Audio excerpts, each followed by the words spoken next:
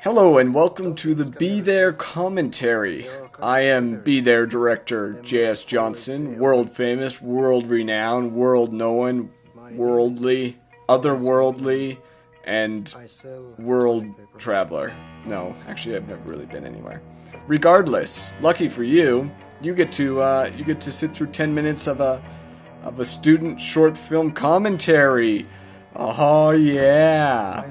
Yes, this gotta be like one of the highlights of your life. Yeah, just hold on, savor this moment. Savor all 10 minutes of this commentary. This is interesting because we shot this in a Chinese restaurant. And our restaurant owner there, Kasey Mazak, is actually Japanese. So you may see some discrepancies in the decor. As you can see, there's a Japanese flag behind him there. But yet, behind our character Morgan Sealman there's a Chinese fan and then some Chinese paraphernalia. Distinctive characteristics, wide tip dorsal fin. This is an interesting location right here. This wasn't originally our first choice, though it was a really nice location. We originally wanted to shoot in the Vancouver Aquarium. And the Vancouver Aquarium told us, yeah, you can shoot there. And then our instructor said, yeah, of course they'll let you shoot there. And then it was 2 days before, and they were like, no, you actually can't shoot here. So we had to go and find a new location. And that was only 2 days before, and we were going mad. So I thought it would be a good idea to maybe think of a backup plan. So I came up with this whole kind of second story and second script where Morgan Sealman here was actually a train fanatic rather than a fish fanatic or a water fanatic. And he'd be walking down the train tracks and doing train sort of things. And we were actually going to use that idea right up until I think the second day of shooting. So some of these scenes here were actually shot with that in mind. Not this scene, obviously, but some of the other ones. And then on the second day, we came to the first scene where we really actually had to make our decision whether he was going to be an aquarium guy or a train guy. And that day was the day that we got a call from that Big Al's Aquarium, and they said, yeah, you know what? Come use our aquarium. So I stuck with the fish idea. I think I liked the train idea more, but I felt like I had to stay true to Leslie Chang's script and not stray that far away from it. He's got like a little puff of hair back there. Someone should have handled that. Not me. I'm the director. I don't do those sort of things. I actually don't do anything really. This is cool. I just kind of told Michel just to fill time and do whatever and act like a toiletry salesman. Because who knows what a toiletry salesman actually acts like. Michel does, obviously, because look what he does here. Oh my gosh, that's a trade secret. Everybody knows you put lotion on the paper towel to test its tensile strength. That's that's what he's. Or maybe he was doing a comparison. Like, how does this lotion compare to rough paper towel? I would say the lotion probably wins in the softness. Then again, sometimes I just get out of the shower and I'm like, oh yeah, I just gotta rub paper towel all over my bod.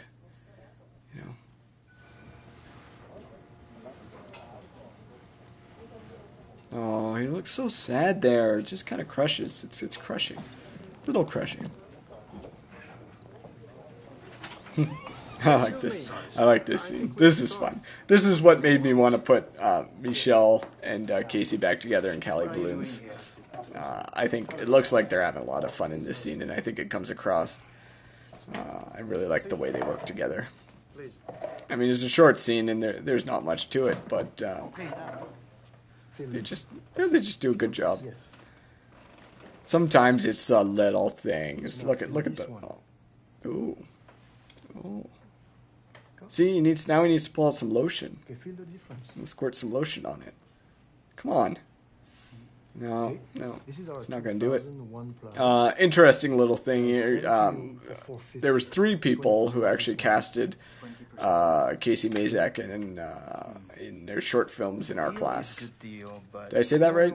Yeah, three short films casted Kasey Mazak in their cast, just in our class. And he was actually in one other short film in this block, and that was truth editor Andrew Gust's short film, which was... I actually can't remember the name of it. Anyway, so they were shooting at the same time as us, and Kasey really wanted to be in both of them, and obviously we wanted Kasey to be in ours. So the lovely Andrew Gust, he found a way to schedule his shoot around that so that he could be in both movies, which was nice. Oh, this fucking scene. This is atrocious. This is me trying to be too artsy. No, this is me thinking too much and also trying to be too artsy. Look at those contracts. Look at him. Oh my gosh, he's bringing in all the work. It's good work. He's selling all the toilet paper. Jeez, I think that was actually just a stack of someone's homework or something, or some notes, some film school notes. You'll be where I am in no time. Well, in a few years. Jeez, this scene is the shits. I don't know what these 2 shots were all about. This shot's a dolly that's pushing in, and like looking as it pushes in, it looks down at Morgan, and I don't really. That's a terrible idea. I think I originally wanted it to be like the boss is like encroaching in on Morgan and like, oh, I'm the boss, but it just looks like shit. The instructors kept on making fun of me about this scene because this was my crossing the line scene, and I kept on. I think I was pretty cocky, and I kept on talking about how it was going to be the scene where I crossed the line, and I'm crossing it because of this reason, and it's a big artsy decision, and it's going to be great. So little did I know I was just an idiot, and it really didn't matter. But the instructors all made fun of me, which is good.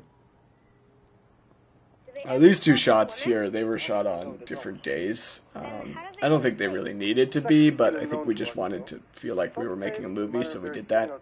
We wanted a phone booth shot.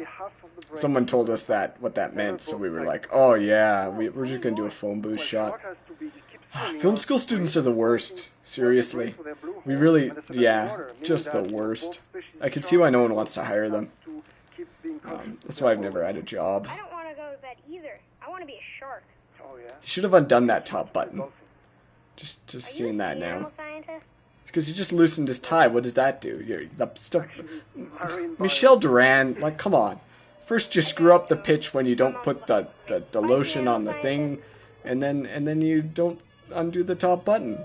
See, look, now he's laughing, but he can't laugh all the way because his top button's done up. He's like, having a little trouble breathing. You could see that in his performance. I really should have taken better care in making sure he undid the top button there. Such a fucking idiot. Leslie Chang there, written by Leslie Chang. We watched all of these short films on our graduation, and after Be There was done, I went up to Leslie Chang, and she was just crying, just crying like crazy. And I'm like, oh shit, it's because the movie sucked. And I asked her, and I'm like, all right, are you okay? Did you just like the movie? And she's like, no, I loved it. Yeah, no, she didn't. I don't think she did. Nice that she said that. But those were definitely not happy tears. So that's pretty crushing when the writer cries after she sees the movie you made out of her script. That's crushing. That's a blow.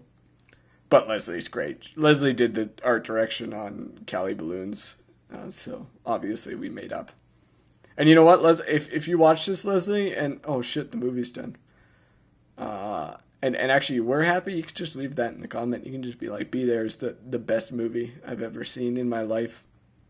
I wish you would make a sequel and call it Been There.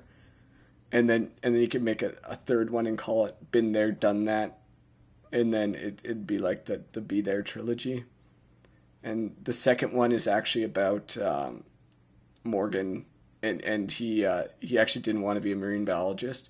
He wanted to be an astronaut, but he didn't realize that until he was a marine biologist. And then once he started working with fish, he was like, oh, and he's always just looking up at the moon, and he's like, I wish I could go to the moon.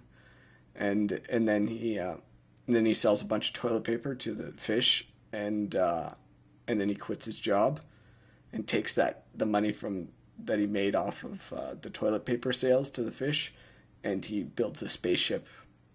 And that's the third movie. That's where the third movie comes in. And he builds this spaceship, and he flies to the moon in his spaceship.